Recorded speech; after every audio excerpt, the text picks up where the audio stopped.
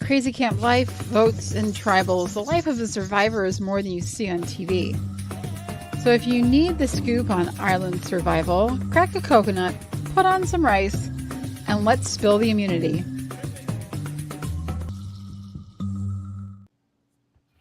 Hey everybody, welcome. We are really excited, and so is my dog, to be here. We are recapping episode 10, 11, and 12 of Australian Survivor, and we are joined by a very special guest, Todd Herzog, winner of season 15, if you're counting the numbers, or Survivor China, if you love the names like we do. Welcome, Todd. It's great to have you here. Thank you. I'm excited to be here. And along with us is Alex and Brandon. I can't do the show without them. I just love having them as my co-hosts. We are ready to dive in. We have so much. Okay, so now we're getting into the nitty-gritty of what Survivor US and Survivor Australia. It's all coming down. We're going to be so busy every single episode. I know we're going to miss things, and you can tell us all about it and bitch us out in the comments. We don't care. But do it. We love to hear from you anyway. So we're going to get into it. Alex, tell us a little bit. What did you think about episode 10? Episode 10. So it was a big episode. It was the Garrick vote off. So, OG Rebels. And we always talk about this, Todd. On Australian Survivor, they now got OG Rebels, but then they switched tribes. And so it's super hard. So I just call them Red, went to Tribal Council. Alex is very, very thrown off by this. Yeah, I'm very thrown off. I'm like, who's who? Okay. So they went to Tribal, and Kirby essentially created a blindside against the Ferris Alliance, which I was kind of on the fence about. And Aline was saying, hey, play your idol for Garrick. And Ferris just, I don't know, didn't see it, didn't believe it. And so Garrick ended up going home. Ferris is kind of number one alliance, and pretty hard spot for Ferris. Yeah. I mean, a lot of other things happened too. What did you guys kind of pick up from the episode? That was kind of the main point. We got the fallout. I mean, I think the fallout is, and I feel like it's almost like we're watching Twilight or whatever. So we've got Team Ferris and Team Kirby, and it's kind of riding through all these episodes that we just saw. Pretty much where are you at? Where are you going to be divided? And Eileen is definitely in that flipper spot. What do I want to do? She's saying, play your idol, do this, do that. And I don't think she's doing a very good job of maintaining herself on the show. I think she's just burning a bridge every time she turns around. So that's my take on what her position is. But I thought the Garrick vote out was really smart. Todd, what's your, we haven't been able to hear kind of your opinion on Survivor Australia thus far. Start us off. Yeah, go ahead. So first of all, I watched all 3 of the episodes per week on the same day. So episode 10, 11, and 12 are all one episode in my head. Right. But that being said, I really enjoyed the season. I'm more Team Ferris, I think, than Kirby, because Kirby, while I do enjoy her gameplay, and I don't think she's wrong for doing what she's doing, there's something about her that just bugs me. So I'm Team Ferris. But so I think that blindside was beautiful. Eileen really wanted him to use that idol, and she was being very obvious about it. But he wants to use that idol for himself. He wanted to hold on to that and not play it, because why would he waste it on somebody else when it's for him? Yeah. So that makes sense to me as to why he didn't. He is a little comfortable and cocky, which is always a dangerous place to be in the game. But so far it's been a pretty fun season. Australian Survivor almost never disappoints, in my opinion. I love Australian Survivor. So that goes into my question is if you had to tier these suckers with Aussie and US, I haven't really watched the other ones, to tell you the truth. I don't think they're in the same class, but how far ahead, if you would put Australia over US Survivor? If Jeff was watching this. So I love, US Survivor, obviously. But when I started watching Australian Survivor about a year ago, I felt like I was a new fan again. Mm-hmm. I felt like it was just reintroducing me to the show, and I fell in love with Survivor all over again, which is a pretty incredible thing, in my opinion, because I'll always be a diehard fan, but I feel like watching Australian Survivor, they do not mess around. There is no catering towards the contestants, and that like, no, like, oh, you're going to be fine 26 days. Sorry, it's not that. It's like, we're going to put you through hell and back. These challenges are brutal. There's going to be constant flips and flops and twists, and like, you're voting someone out, but they're not actually going home, and that happens more often than you would imagine. And it works, and it's great. So I love Australian Survivor. Heroes versus Villains was one of the greatest seasons ever. I mean, we had multiple tribal councils where I just was shook. So yes, that's what I have to. I think that US Survivor needs to take some tips. Well, this kind of brings us into the next episode, episode 11, where they go to tribal council. It's Rebels, OG Rebels again. And it seems pretty obvious that one of the Ferris Alliance is going to go home, either Eileen or Ferris or Raymond. Yes. And then it's like you said, Survivor Australia is so crazy because they're like, oh, you came to tribal council, but actually a person from the other tribe is going home, and you get to play a fire making challenge. And so how it happened was, it was pretty an obvious vote. Eileen's like, why are we not getting out these OG Titans? And then they're about to vote, and JLP says, actually, we're going to do a challenge. So then they go and they do this, immunity tribal council challenge, which I don't think the they've ever done. challenges are 10 times better than US Survivor. I mean, right. That was, I don't think I've seen that one before, right? It's another. See, but I have problems with it. See, now listen, I have problems with it. I have to say, if you have a vote, you have a vote. You cannot be getting them to tribal and then being like, only 3 of you are going to vote, because it's like the one thing that you have in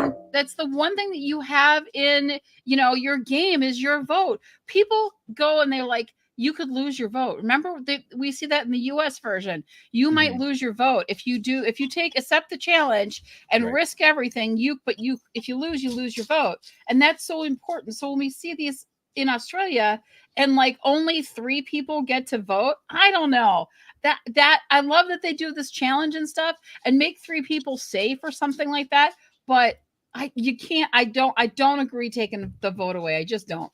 Todd, I see the wheels spin. Go. Oh, sorry. I agree with that completely, in this sense that like the vote is huge. And if I were to have seen that like as the first twist of any of the crazy twists that we've been seeing in US Survivor and Australian Survivor, I would have hated it more than anything. But when I see it on the Australian Survivor and then I compare it to things like the Hourglass, I'm like, right. I'm like, it's Survivor. You never know. So like, that's where I have to be like, okay, this was a good twist. If they're going to do a twist, I'd prefer this over something like the Hourglass, which was just outrageous and stupid. 100%. And I think it'd be different if the challenge was based on like super strength is going to definitely crush this, or super mental is going to super crush this. This was a bags contest where it almost luck when it came to, there's better bag throwers. I understand that. There's better builders, but I think the challenge lent itself to be enough equality amongst the players and their skill sets to be something that you could offer at that time. Exactly. Well, I liked it just because, oh, sorry, Todd. I was just saying, I just liked it because Ferris's alliance went out and somebody from Kirby's alliance. That's why I was like, okay, I'll let it pass because the people I want to stayed, and the people I want to go. But sorry, Todd, go ahead. Oh no, you're totally fine. Basically, I just was agreeing, like where I said, while I don't think it's necessarily like the game of Survivor to like narrow it down to 3 people voting, like you had said, if there is going to be a twist, I think it was a fun twist. Yeah. It is always fun. They always do great twists. They seem to have had a lot of them very, very, very stacked together where, we saw Kelly leave and then come back. And now we see Alex, he goes and he gets sent to the other tribe. And then we have in between there, we have this only 3 of you are voting. So I kind of am really craving just a normal tribal. Can we just vote somebody out? So I got that from Kelly, which was really, really nice, which was in episode 12. But I really wanted a really quick question, because this is something that I would think about if I was on Survivor, is when you do these tribe swaps and you have the OG, right? You have your OG Rebels or your OG Titans. Do we not want to think, as Ferris and Eileen said, we need to keep Rebels strong? Is that a good mentality to have? or are you setting yourself up by like continuing this battle between Ferris and Kirby? Are you really just decimating your own numbers to then hit merge and be the next set to go? Who are you at? Yeah, so I think the question was, Todd, like, you know, should the Rebels and should the Titans at this point really be trying to stick to the original alliances? Is that where you kind of see, like, because the Rebels are so fractured, you know, with Aline and Raymond and them versus Kirby and her, you know, it's like literally 3-3, right? They have some other people on OG Titans, but I feel like, you know, like they don't like each other, and so they don't trust each other, and so why stick together? Right. And there's just so many variables in these tribes to say, hey, like it's better to go this way and stick to the strong, and we're close to merge and everything else like that. And with Australia, as we saw, there's way too many variables as far as, you know, challenge within a challenge, immunity challenge to really harness that group. I guess that's a question though. With so many changes that happen in a season, do you guys think that it is better to stay with a tribe, since that is one control you could possibly have, is keeping those numbers? I mean, it's not a terrible idea because numbers are super important. But now that we're like, you know, getting into the merge, it's one of those situations where it's like, who can I beat? Right. So, you know, people, I feel, will look at Kirby or Ferris, if either of them are in the end, as great strategists, great game players. And so it's like, you know, do you pick a side or do you just go after both of them? Or you have to look at the crazy physical threats. You know, we've got Jaden, who really isn't doing much game-wise, but he's a huge physical threat. Right. So it's like, it's one of those situations where you just have to say, like, who do I have a better chance of beating in the end? Because it is the merge coming up. You know, like it's literally that time where you have to say, who can I beat? Right. Which is why, you know, to go into the next episode, Kelly goes home because no one can trust where she is. They don't know if she is a number. They don't know if she knows numbers. They definitely were surprised that she said she's a psychologist or psychiatrist at the end and felt the need to. I thought that fell flat. I thought she was like, and I'm a psychologist. They're all she just was like, so what? excited about it. And they're like, I feel like nobody believed her. People were like, sure, Kelly. Yeah. You sure are. I think this episode, though, did redeem Kelly a little bit. You did see kind of a method in her madness, right? And that she stood up for herself and said, you're not going to bully me. You're not going to make me vote off Raymond. He's the only person. And I actually really respected Kelly in that moment. I said, oh, you know, she's outgoing or she's outspoken. But for the people that she loves, and she supports him. And Raymond really seemed to have a great relationship with her. And I really like Raymond too. He's a huge, like, sweetheart, really likable guy. So in that moment, I was like, you go, Kelly. Like, I was like, I like Kelly in that moment. Could I stand her? Could I be on an island 26 or 49 days with her? Probably not. But in that moment, I was like, okay, you know, I like her because of that. Nora, is that her name? Nora? From Nora, yeah. That's a good one. Reminds me a lot of her. Yeah, totally. That's a great comparison. Yeah. But are you able, as she did, and I mean, she was planting that flag in the sand of, this is my strategy. I'm just going to keep the nice people on. I mean, that's not a strategy. That's a way to, you know, honor somebody in the game and allow them to play longer. But she kept on using that word strategy, and I just didn't see it. So question I have for you, Todd, was there anybody during your season where you're just like, they're on your lines, like, you know, Kirby had Kelly and she's kind of like, no, this ship has to leave my bay. Did you have anybody that you paired up with that you're like, on second thought, let's stop this? I mean, so I actually had paired up with Frosty on my season, but I didn't vote him out because of like his bad gameplay. I voted him out. I would have gone further with him, but he had just won a reward challenge and he did a back handspring. And I saw him do this back handspring, and I said to the rest of the tribe, I was like, it's like day 26 or something like that. And I was like, and we're dying. We can barely move. And he's out here doing flips, which means he has to go. Yeah. And so like, that's where my strategy changed for that. I had John Rivera as a number, and, you know, we were just basically waiting for the right time. And so what we did with that was basically convince Courtney that we were doing it for her, which solidified Courtney more. So it's just simple things like that. But I mean, as far as her calling it strategy, it's one of those things where it's like, okay, if that's what's going to make you sleep better at night by saying this is a strategy, then great. But it's not. It's just because you like someone. Right. And this is a game of best friends. Exactly. Did that I like math after this. I was like, I just like math today. Today is the first day I can say I like math because Kelly's numbers did not add up to anything, and Kirby's numbers add up to everything. And so Kelly can't math, and that's why she's a psychologist. So I decided, yes, I definitely want to be with somebody that can math a little bit better than Kelly can, because she was like, I'm just going to go with Raymond then, and the two of us. And I'm like, no, that's not how numbers work. Right. Well, Todd, did you pick a winner at the beginning? Like we always pick our winner at the very start of the season, and then we kind of edit. We picked Eden, Bree picked Mark, I believe, and then Brandon picked Kitty. Yep. Yeah. Yep. Did you have somebody who you thought was going to win, or maybe a favorite? Valeria. Really? Wow. And I love Valeria. Yeah. Really. I love her. No, okay, so you're a past winner, of course. All hail Todd. When it comes to picking your winner, how do you do it? Yeah. Okay. I will be completely honest. I am horrible at picking winner. Last year for Survivor or US Survivor, I picked Hannah, who was the first one that quit. So what was it about her? What were you like? Oh, Hannah, she seems solid. She's the way she talked. She was like so well spoken and assured of herself, and But my second pick was D. So, there's that.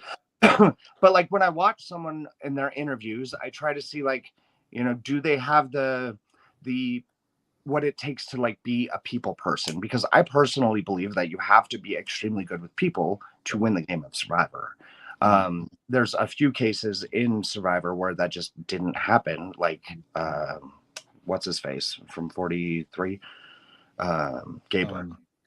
He's not necessarily a people person. I'm not saying he's not one, but I feel like that was more of a vote of we don't want either of those two, so let's go for that. Yep. So that was that situation. But I feel like when I'm looking at a cast, I listen to the way they talk and how they, want to relate to people. And then I think of if I was playing with them, would I be drawn to go align with them? So yeah. And that's interesting. Yeah. Because I like the only one that I like got right recently was Gabler. And it was because of, and I'll tell you what it was about him. He never spoke too much. He never gave things away too much. I loved the difference between what he does for a living to how he looks. Yes. Because they were vastly different. And maybe because I have, so he helps with TAVR units, which are these things these go into your heart valves and make them work better. And I have a heart valve issue. I have a bicuspid aortic valve. So I guess I could relate to him because I knew what he did. Like I knew all about what he did. And I knew like how much, like you have to be aware of like what you're placing and then all these different things when you're doing anything with the heart. Obviously, it's so vitally important. So I love that I knew that he would be able to see the full picture all of the time. So I guess my question to you, Todd, as we move into this, because this has been my thing that I truly believe is the number one thing you have to have to win Survivor, and that's situation awareness. Not only do you have to, see what's right in front of you, but really have a grasp on the dynamics and what's happening all around you at all times. Would you agree with that? Yeah, absolutely. Because I always say like adaptability, and I feel like it's very similar, to what you're saying, because if you aren't able to set aside what your like brain is saying to do, like if you have this one track mind of this is what I want to do, you're not going to really do well. You have to be able to like expand, see what's going on. You have to know where people are and like what they're thinking. And it's really not that hard, in my opinion, at least, to like tell if someone is lying or being weird around you. So yeah, situation awareness, like that all makes perfect sense. But I think the most important thing is the social aspect. And this is why I say that is Amanda from my season. So Amanda is an awesome Survivor game player. She is, excellent at challenges, obviously does well. She was in the finals twice. However, she will become close with like one person, allow them in, but she doesn't allow everybody in. And so people don't feel like that close connection. And so when you're talking to someone and trying to give ask for a vote at the end, even if they don't like you, like PG didn't like me, Jean Robert didn't like me, and I got both of their votes. But it's because I got to know them as people. So with that said, Todd, you picked Valeria. Do you think now, watching her for the last couple of weeks, do you think that you feel confident in knowing that, hey, if you have the strong social game, that you kind of have to be able to kind of take your mindset and kind of don't tunnel vision yourself, but to kind of look at everything? Do you think Valeria has that? No. Like Yeah. I think she's a decent game player, and I feel like she has some of that, but I feel like she's also got a lot of like thirst for blood. Yeah, like she seems very bitter, and like she's very. I think when V was there, she, like I said, this like V, like that was such a necessity for her because it cooled her down. It let her kind of chill out, and I thought they were very strong together. Now that they're apart, you see she's got a temper. She's not very forgiving of people. She's kind of more that like kind of Russian, style where it's like they don't have a filter as much, right? They're just very direct. Yeah, right. Her confessionals are my favorite thing about this season. Yeah, she's gonna strike him down. She's like, "That's it, I'm coming for you." And I do like that. She was actually the one I thought would go first, and I did definitely base it on just the way she came in and how she was dressed, and it kind of, I thought, oh, it's going to be too rough. Like the conditions are going to be too rough on her that she just won't last. But I think she's doing really, really well in the game. I love watching her. I think there is some adaptability to her because she did switch sides and she ended up with just the three of them. And you have to make inroads, and she made inroads. She made inroads with Kirby. She was able to, make connections on a new tribe. And I think that does say a lot about the player and how well they're going to perform. But that is one thing that she's going to have to watch out for, is making sure that she doesn't go for that revenge vote too soon, because we all know that in any season of Survivor, you go for the revenge vote, except for, again, Gabler, who went right for the revenge vote and still won the game. He's such an odd duck. But with all these other players, Kirby and especially Ferris right now, they're learning that, okay, maybe we should work together a little bit. And, props on them to be able to reconcile a little bit, even though Kelly makes it a little bit easier to reconcile with anybody else in the game.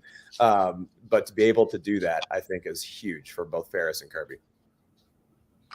Yeah, I completely agree. I mean, with all the twists and stuff, though, like even US Survivor, it's a new era. There's so many things that fall into place. I mean, it's a lot of luck that is also involved, but I think adaptability. If you can't just say like, okay, that just happened, we have to focus on this, then you're screwed. Because like that tribal council with 3 votes, like, okay, this is the situation. That's when you need to say, okay, what can I do to basically make sure that I'm okay tonight, and that's it. I think the person that showed that the most, and that's one of the reasons that we loved him so much, was King George. I think George was able to, in any situation, make split-second, incredibly wise decisions. So he was able to like, okay, this just happened. Now I got to think quick on my feet, make a decision, move forward, and just go after it. And I think that's what made him so great. I love that Ferris is still comparing himself to King George. I don't see the comparison there as much, but good on you, Ferris, if that's what you think. Todd, I wanted to talk. Go ahead, Alex. Sorry. I was going to say the thing about Ferris that I think people don't like him, and you don't see it because you're not around him so much, but he has that grin that he gives people. And they always said it's the salesman type thing. You see it just off and on in the show. And so it doesn't seem that like cheesy or schmarmy or like used car salesman. But I noticed when he was in a really uncomfortable conversation, I forgot with who, but he did it. And I was like, oh, that's very unnatural and very untrustworthy. Yeah. But him comparing himself to King George, he never was phased. He was never phased. He never gotten, always composed. Like, that is okay. And like that voice, that soothing voice he's an amazing. He's wonderful. Well, and also King George set the bar high when he gave wasn't it him that gave the idol to Kara, like right from the get-go? Yeah. And had Ferris, that's what I think about this idol with Ferris. Had he given it to Merrick, that shows not only loyalty to one other person, but that means he could possibly be loyal to somebody else that he hasn't given an idol to. And that's why I think it was maybe a little bit more of a mistake that he did not do that. What was the logic behind? I mean, I kind of understand. What was the logic between Ferris not having two idols and letting Alex discover it? I didn't understand that at all. Discover it. A public vote or a public. Everybody knows about the idol, so everybody will know who has it. And they already knew he had one. So if they knew he had two, that it would put a bigger target on him, kind of like James in my season, which is why I told everybody that James had two, so that he had that target. Big target. And, smart. Yeah. I guess we have the this was actually the perfect validation of Ferris's, I guess, plan is the James vote. So yeah. Because that, I mean, it would be public knowledge. Every single person would know that he had two. And yeah, sure, he could be safe tonight and the next vote, but right after that, no matter what, he would be the one gone. So putting a little bit more of a target on someone else's back, like Alex, saying like, oh, look, he found an idol too. It takes a little bit of the heat off of him. That's what I realized from that. Yeah, for sure. I think it's going to be an interesting. We're going into merge. There's a lot of things that'll be happening. We'll see how everything shakes out as they all come together. And what Val was very smart, not believing everything that was being told to her and wanting to investigate things more. So hopefully Mark makes it through. I think that he showed me he didn't have the greatest situation awareness that last episode when he was completely clueless. I keep singing Sweet Caroline all the time. I don't think she's sweet. She's not a person that I would align myself with, though I think she's a smart player. It's her smugness that always gets me. But it is what it is. Like, we'll see how they kind of come together. I think it'll be exciting episodes. We'll have a lot to cover. I wanted to kind of move. Todd, I know that Brandon has a big question, but I have to say I'm so excited. I watched you give away your 4,000th pop last week. Brandon, what's your question? I know you have it. No, go ahead. Okay. Well, I mean, we are all like thrilled with these. I have seen so many players being like so happy to show off. Sandra showed me hers. I think Nina's got one now too. That's two. Wow. Yeah. And that, I mean, they're just so amazing. We talked about this beforehand. Like, who would we pick? Like, who would we want to have? And I kind of go like, I love Nina. She's a friend of mine, so I would probably get one of Nina, but I do adore her mom as well. She's an amazing player. So do you have any players that like are like, you can't make a pop of me? Can they say that? Philip is the one who said he would prefer unless it's donated to charity. Oh, okay. Okay. But if anybody were to say like, don't make one of me, I would have no problem saying okay. Like, so here's the thing is like, technically it's just all fan art because nothing is mass produced and it's all made by hand. So I can pick anybody I want. It would be more of me respecting them by not doing it, So yeah, if somebody doesn't want me to do it, then I will not. You wouldn't need to do too much artwork with Philip's character though. I have made a couple of Philip. Just the underpants. That's it. Right, just the underpants. He's bald, so like, yeah, one less color. So Todd, I gotta ask, what is the origin of the Funko Pop mania? Like, this is, I mean, I think it's amazing, man. But what's the origin story? I don't know if you said this before in a podcast, but love to hear it. So it's really crazy how it all started. So COVID hit. Everybody's out of work. Everybody's just like, what do we do? On like TikTok and stuff, everybody was being artsy and crafty, and I was 100% not an art and craft kind of person. So like, I didn't know. I was like, maybe we should do that. I told my husband, I was like, maybe we should do something like artsy and craft and just have fun with it. And he was like, speaking of, he's bringing me my favorite green drink right now.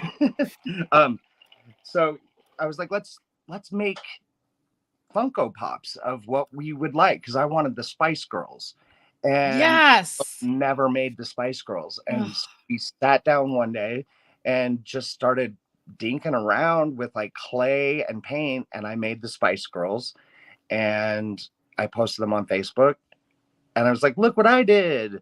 And it kind of exploded. People started saying, can you make one of me? Well, you know, and it turned into a full-time business career. This is what I do all full-time. It's crazy.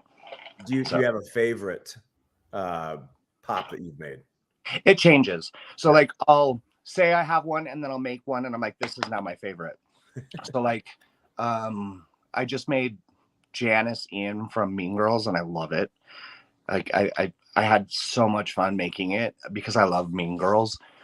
But the Spice Girls obviously will always be a huge one for me because they were my first. I don't know, but I there's so many random ones. I just made one that I sent away, and it's kind of amazing. Do you remember when killer whales were attacking boats? At one time, yes. So I made a killer whale attacking a kayak, just because, and it's so much fun. So that one. Well, and Bree and Alex, you don't know this, but I requested, and I have a Keith nail coming to me from Todd, which is going to be great. And then, gosh, who's the other person I said, I forget. You have it in your notes, but Penner, that's who I was going to get. But then I requested a tuk, and I'm still like on the cusp of whether or not I'm going to pay for this tuk. Do you feel pretty confident, Todd, in the tuk making abilities? I mean, here's the thing is like, if I say I'm going to do it, I won't stop until I can. Like the killer whale thing. I didn't know what I was going to do. And it took me a hot minute to figure it out, but I finally figured it out and it looks freaking awesome. So that's awesome. I just love the detail you put in. Not even the character himself, but you also have little props either hanging off the their torch or whatever it might be. So kudos to you, man. You just ran with COVID and killed it. Yeah, for no honestly, arts and crafts experience. Yeah, it's turned into something absolutely insane. I won't lie. Like I'm at my desk, but like I've got partway made heads literally like laying all over the place. It's creepy. But it's also kind of cool. Like I'm in the process of making a King George. Ooh. Oh yes. So King George was chosen as number 4,000. So nice. Very fitting. Yeah. Todd, yourself excluded, do you have another? I mean, is King George your favorite, or who's your favorite all-time Survivor player, any season, any country? Oh, I do love King George. I mean, he's phenomenal. I actually, I do love Shoni as well, just because she's hilarious. But I love Liz. Yeah. So then from the US version, Sandra will always be one of my absolute all-time favorites. When I was in casting, I told producers that I wanted to play like her. And Rob C mixed together.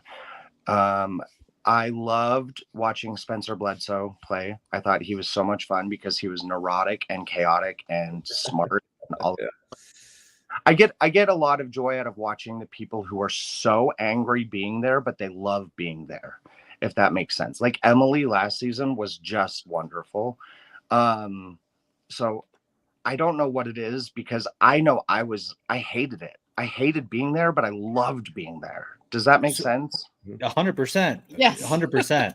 Yeah, I can imagine. I would probably absolutely hate it. What was the most uncomfortable part about being out there, Todd? Everything. It was horrible. Like it was horrible. I'm not an outside person. I don't like camping. I don't like it. But so you were starving constantly. The rain was terrible and the bugs were so bad. Like we were covered in bug bites. And then the boredom. You're so bored because, I mean, I don't know how it is with 26 days because that's a whole lot less, but you would lay around all day long just waiting for a challenge. And it was boring. I couldn't do the bugs. The bugs were the thing. Like, besides the fact that I have a heart condition and I wouldn't pass the physical to even be on the show these days. But I look at the bugs and I'm like, I could do the hunger thing. I'm pretty resourceful. I could probably make some pretty cool things out of my surroundings because I am a kind of crafty girl. But the bugs, I couldn't handle it. Well, you had it harder too, Todd, because you're in China. You're not on the beach in Fiji. where you can go into the water, get away from the bugs. It's not all jungle all the time. So yeah, you have a Honestly, lot harder like too. after it was about 17 days, and then like the bugs didn't matter as much, the weather didn't matter as much. After 17 days is when I was like, okay, like I'm used to my surroundings, I'm comfortable where I am, I'm able to sleep through the night, and that's when it was like I can do this like fully. So people who go in, yeah, it's going to be so hard, but if you can make it to 17 days, especially in the new era, that means you have like 9 left. So Right. um yeah, it's not easy, but it's not supposed to be easy. If it was easy, it wouldn't be Survivor. So then back in the season with your pick, Hannah, going home, exiting early, did you see that more as a flaw in the game, as a casting director, didn't do his job? Or do you see that more of a, hey, like they got to show that this game is difficult, and so it's not No. just for anybody? How'd you view that? I was just pissed, like first of all, it was ingrained into our heads, like you do not quit. And any true real Survivor fan wouldn't do that. Like that, they just wouldn't. I don't know a single Survivor fan who would go out there and be like, I can't do this. So in my opinion, it was probably a bit of both. Like, it was like poor casting in a sense of like, how much did you actually find out about this person? They're obviously not a true Survivor fan. They got out there and they were like, ew, gross, I don't want to do this. And that should not happen. Yeah. Unless there's like a family emergency or something that's like really going to affect your life. Yeah. You don't quit. You just suck it up. Yeah. What do you think? I'd be curious, Todd, what do you think is the biggest change? Because there's been a lot of changes, right? Original Survivor is really around alliances, and you stuck with your alliance and you worked hard at camp. Yes. And then it's really changed a lot, right? And now it's much more fluid. They have these active tribals. There's so many different immunities and advantages. But what do you think? I mean, from a player standpoint, because we kind of talked about the game and how it's changed, but what do you think about the player standpoint and how people play differently now? I think that they don't really have a choice because of the fact that there's so many, they need to add outluck into the thing. It's like there's so many different scenarios, and like who got sent away on this little journey, this trek, and what could they potentially have. And we've seen all of the different things that it could be.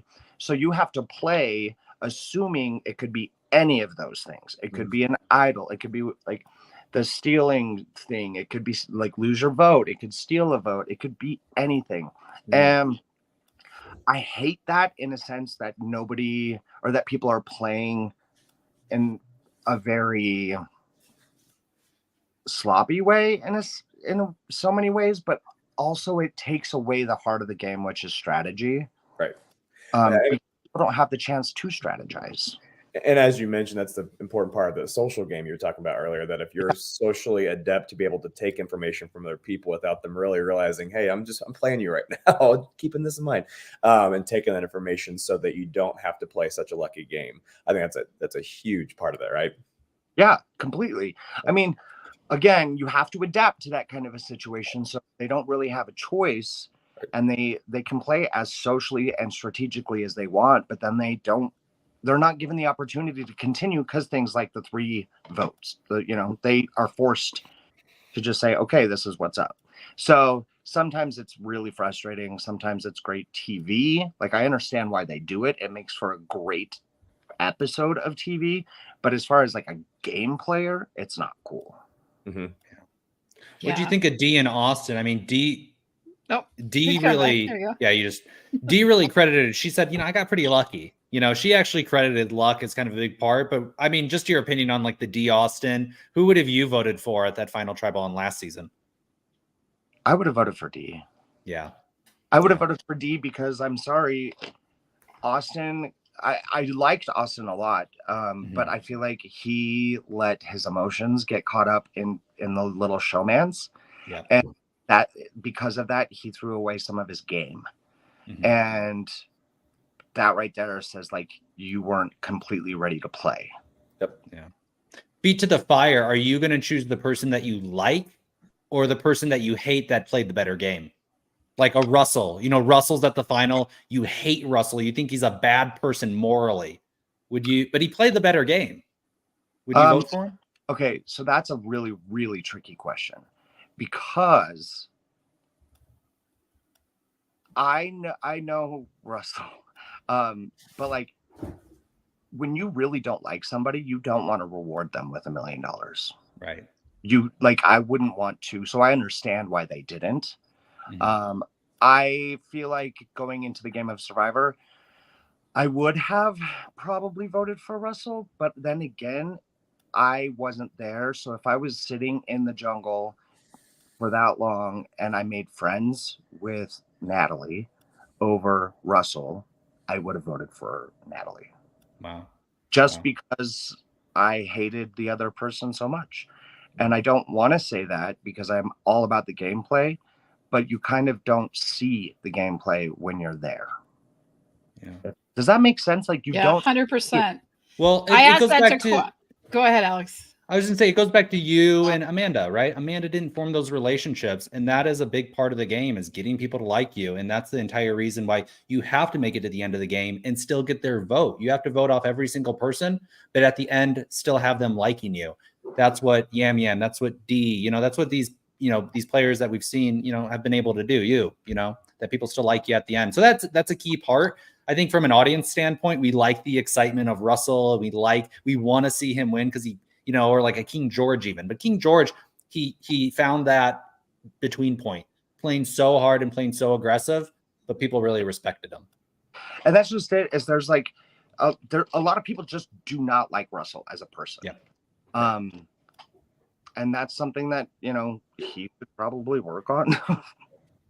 I think people felt really bullied by him. And that's what it appeared. And I think one of the things that I hate, and I see it all the time in the chats, and people, everyone's a keyboard warrior when it comes to things and want to share their opinion. They're like, oh, they didn't deserve to win. That always, always, always, always gets under my skin, because I believe like 99% of the time, there was always going to be that fluke of it was the lesser of two evils, and that's why we voted for them. But I think for a majority of the time, the person that plays the best game, and that includes outwit, outplay, outlast, and also really working on that jury management, is the person that wins. So you can't say they didn't deserve to win, because they did the things, adapted, got through everything, played the right cards at the right time, did all the right things, and kept a relationship with people that they needed their vote to get them to win. And just because you don't like them doesn't mean that you say they did. That just always gets on. I just can't stand it when somebody does that and says, oh, they didn't deserve to win. Do you? Go ahead, Todd. Here's the thing too with that, okay? So I have also spent time and hung out with Natalie White. I adore her. I see why people voted for her. She was one of the sweetest, nicest people I know. Chris with Edge of Extinction, right? Mm-hmm. He basically spent the entire time hanging out with the jury. Yeah. Yep.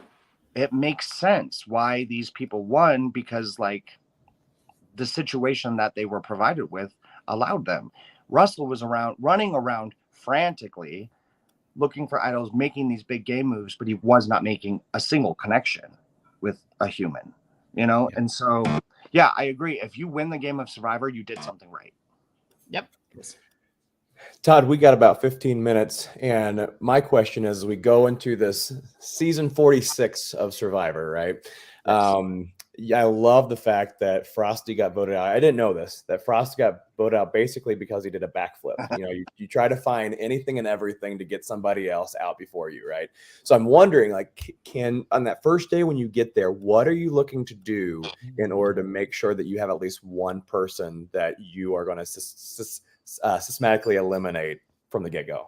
You have to basically, it's pretty simple day one, and a lot of people will go overboard. You have to make yourself useful, but not too useful. That's it.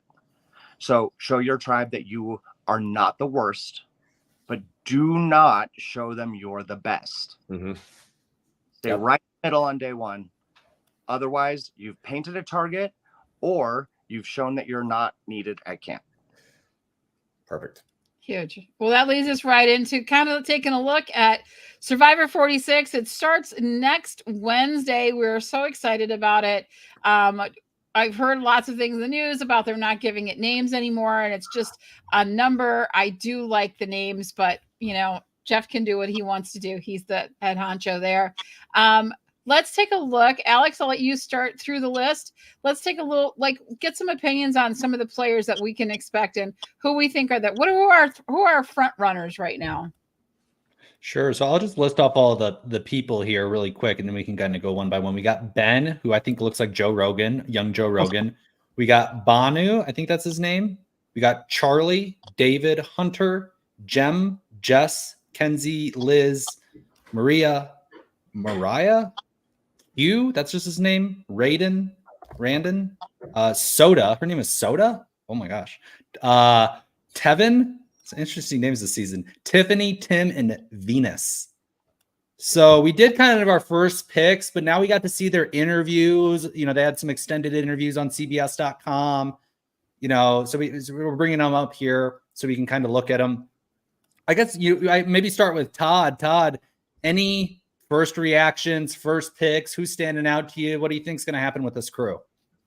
Okay. So I laughed at Charlie and about his Taylor Swift life. And I was like, I thought he was funny. So I wanted to see him play. I also like Jess and Soda, who I feel like has absolutely no idea what Survivor is, but she's pretending. And so I feel like she could be fun if she sticks around. I really don't think that she's a fan. I feel like she probably was secretly recruited, especially when it says if you want to play like anybody else in the past, season 42 was the answer. What? Anyway. Yeah. What I noticed is that when I was watching the interviews, everybody had kind of you could say a sob story. Everybody had their, I'm from humble beginnings, and and I'm out here and I'm a fighter and I'm a warrior. And I do like the cast. It's a really interesting, kind of eclectic, a lot of personality, especially with some of the people like Banu. Am I pronouncing that right? Banu. And yeah, with Soda, and obviously Tevin has a big personality. Yes, he does. So I think this is kind of big personalities. Everybody's coming in with this kind of underdog story. So they're all kind of trauma share with each other. But I don't know. I think Ben is a super likable guy. Might be too likable though. I actually did pick Jess as my kind of stand-up. We'll have to see. I also like Kenzie. I got that. Sorry. Kenzie. Yeah. Okay, Kenzie. Okay, She's Kenzie. Yeah. What is it about Kenzie that you're like, this is my person? Her last name is Petty. That's exactly that. Yeah. I love it. That's the only reason why I chose that as well. Brandon, what about you? What are you seeing about the season? Well, I'm still upset that they're picking players either that are completely named Brandon or way too close to Brandon. So Brandon, I hope he goes down in flames so that I could someday represent that name well, like it's never been represented before. I think, what was it? I think that I had selected at the very beginning of this, was it Tim? I think it was Tim, and he also he's a college coach, and I think coaches, not every coach does well, but I think coaches do well in this game. Kirby, for example, and I think that Tim, I still think that's a solid pick. Okay. What about you, Bree? What are you seeing? I like people like Liz because I just think that I like her personality. Was that the hamburger wearer? Yeah, I think so. Hamburger? Okay. So but I like people that I don't know anything. I'm literally just going kind of what are you giving me and what is your background? So I love a strategist. I think that's kind of fits into what I look for. But then I also just she's not going to be superficial. She's going to look deeper into people. She's got this playful funness to her just by the whole getup that she's got on right now. So I don't know. That's what I look for. Are they going to be adaptable? Are they going to have with a strategist, they're going to have more likely to have situation awareness. They're going to be able to make friends more easily. So I kind of see her going a long way, maybe even going all the way. I don't know. So she was like one of my early picks from this. I don't really have another pick, though I do like the one, and this is thanks to Kelly Wentworth, Tiffany, I believe it is. She's giving me D vibes. Yeah. Tiffany is. I have to watch her full interview thing. I haven't watched a few of their full videos yet. Just Well, I feel like Charlie, he's the Harvard kid, right? Harvard law student. I think he's about to graduate. Yeah, I don't think he's got a chance. He's really sticks out in this. It could be a Spencer.